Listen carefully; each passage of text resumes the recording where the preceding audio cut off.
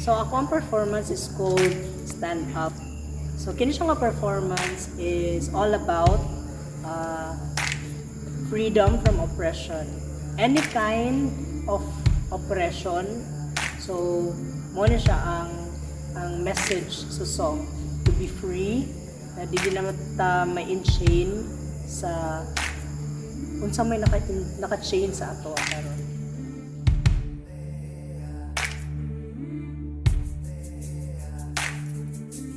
So siguro ang pinaka-challenging nga part sa akong performance kay first, it is sang by a woman, and then second, really to convey or to send the message sa song. So siguro ang una, it is sang by a woman, so mura siya para sa ko challenging siya kasi I am a guy, so medyo biritan ang labanan ani nga part. So kana siya ang pinaka-challenging para sa ako. And second siguro is really ma-send na ko ang message sa song, which is to be free from oppression or any chain that